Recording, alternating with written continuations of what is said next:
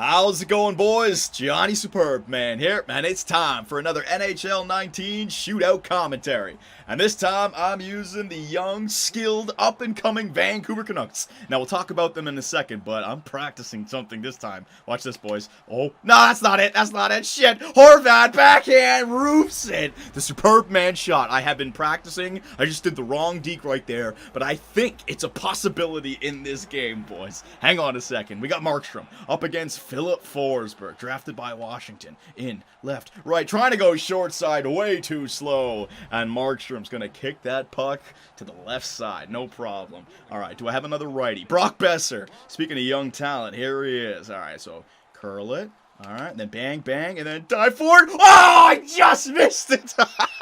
Oh, so I was reading your comments. You guys were saying if you do that move and then the Superb Man, or the Superb Man dive, it's possible. I don't know how far I missed it by. I've got to go into practice and do that over and over and over again. But I think the Superb Man shot is back this year, boys. Kyle Turris. Is he going to do the Kyle Turris deke? Oh, 5-hole. I should have gone butterfly a little bit earlier. Number 8, Kyle Turris. Backhand, forehand.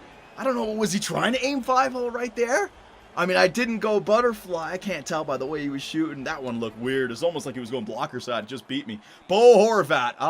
Okay, we've done enough of that. Let's try a nice little oldie here, all right? Zetterberg. Woohoo! Bo Horvat. Number 53. What do you have, a 2-goal game the other night against the Las Vegas Golden Knights?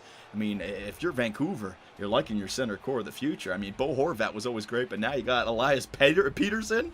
Horvat slots nicely in behind him. So here we go. Johansson coming in on Markstrom. Left, right, to the backhand. No problem for Markstrom. You have to have speed in this game. Far too easy as a goaltender just to keep up, my man. It's not going to work. What's the score? We got Jay Beagle's taking a shot in a shootout. All right. You know what? The Joffrey Lupul. Here we go. Let's just wrist shot it. And bing, bong. Ooh, what a save right there by Pekka Rinne. The little shift to create the angle, but Pekka's not having any of it. I got the friggin' man's best friend, Jay Beagle, back there taking a shot. That ain't gonna work.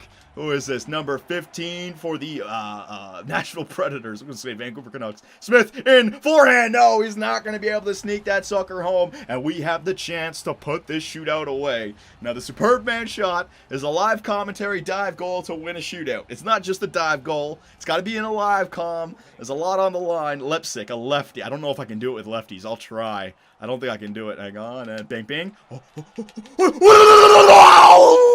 So close. It was there. Oh, I can do it, boys. It's definitely a possibility. I just got to practice.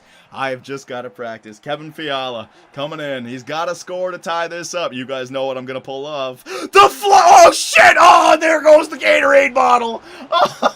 Oh, he made me look foolish. The jockstrap somewhere in the back row. Why would he just take that shot from there? If I stood there like I did the 4 previous shots, that wouldn't have had a chance to go in.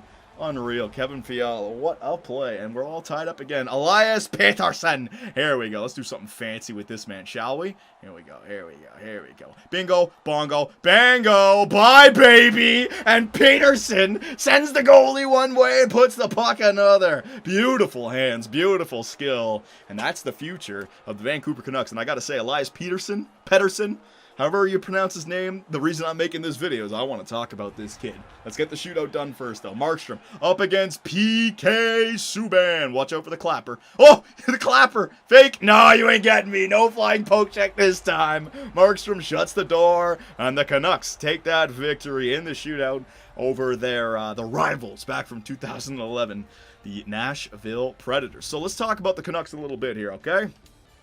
Good start for them. 6-4-0. I mean, only 2 games above 500. The 4 regulation losses already kind of sucks. I mean, if you go on a losing streak, that could easily turn around. But they are first in the Pacific Division. And the Pacific, to me, no, don't quit. Hang on. Don't quit the game. I want to go to instant replay. The Pacific Division, to me, seems to be wide open. Now, it's still earlier in the season. Usually veteran teams that know they're going to make the playoffs, you know, they might not show up in the early part of the year. Whereas rookies, I mean, it's the biggest moment of their lives. arrives, they're ready to play. They have all the energy, the butterflies. I've noticed that trend in previous seasons. The younger teams, the rookies, always start on fire while the veterans take a little bit of a while to warm up. So a team like the Las Vegas Golden Knights, I'm not going to write them off anymore. I made that mistake last year. You got to think they're going to come up.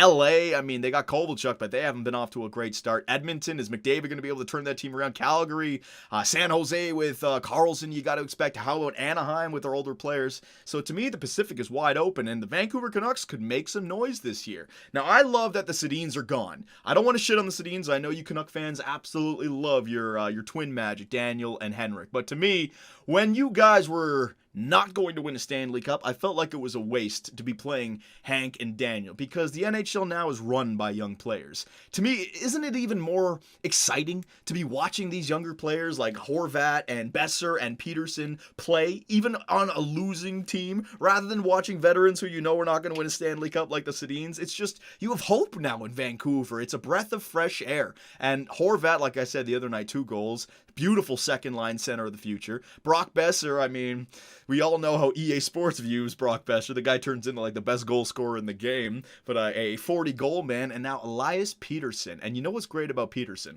Obviously the injury, we'll get to that in a second. The guy started on fire. 5 games played, 5 goals, 3 assists, 8 points. I love his shot. He follows through on that shot. Usually, you know, the Swedes, they get this...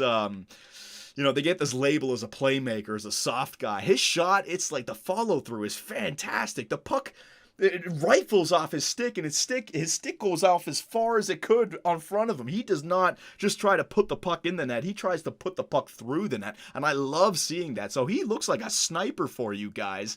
And when you look at the 2017 draft, you can make the argument that the Vancouver Canucks did get the first overall pick. I mean, Nico Hischier, Nolan Patrick, Miro Heiskanen, Cale Makar, they all went before Elias Pettersson. And I mean, it's early to be saying that this guy's a first overall pick. I've already heard some Sportsnet analysts call him the next Gretzky, so let's calm down there. But you know what? I mean, that's fantastic for you guys if he is a legitimate first. Because there are some years where you know who's going first overall. Connor McDavid, Austin Matthews. You can say Line A is better. The point is Matthews is a bona fide first overall pick. McKinnon, right? But then you have years where you don't know exactly who the best player is there. Like 2017. Is it Hischier? Is it Patrick? Is it Heiskanen? Is it Makar? Is it Pettersson, who at the end of the day, 10 years from now, will be the best player looking back? You go to the 2012 NHL entry draft. Nail Yakupov, drafted first. Ryan Murray, drafted second. Galchenyuk, third.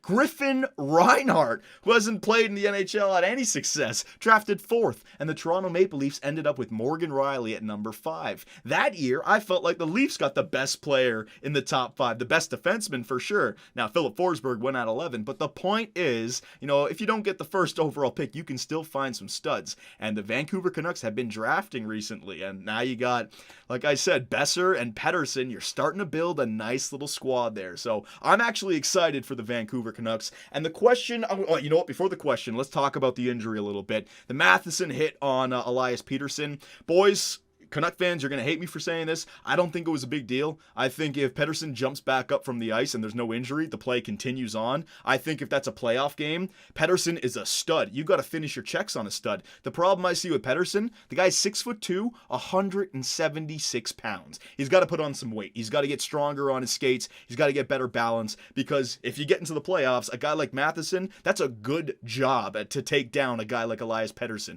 by throwing him to the ice. He didn't hit him in the head. He didn't slash him. He didn't check him from behind. He finished a check on a kid. It's a kid in a men's league. He's just got to get a little bit thicker there. All right, so that's what I think of the hit. I didn't think it was a big deal. Hopefully he comes back and he's not hurt at all. There's no lingering effects. And the question I want to leave with you guys: what kind of season will Elias Pettersson, is it Pettersson or Peterson? Shit, I'm going to go with Pettersson. What kind of season will he have? Will he continue to dominate and finish as a 40-goal, point-per-game player? Will he come back down to earth and finish somewhere between 45 to 65 points? Or will he come back and continue to go down with injuries because of his small frame? I hope he doesn't come back and get injured. He's a stud of a player, and I want to continue to watch this guy grow. So, Vancouver Canuck fans, let me know. Also, best of luck luck this year in the Pacific. It is wide open, but play those young players, man. Play them because it's exciting and it just makes the future that much brighter. So let me know what you guys think, and I will see you in the next Shootout commentary. Hey guys, Johnny here, and thanks for watching. If you enjoyed the video, give us a like, hit that subscribe button, and make sure notifications are on so you don't miss out on any new content. We also live stream on Twitch where I take days off my life for your entertainment.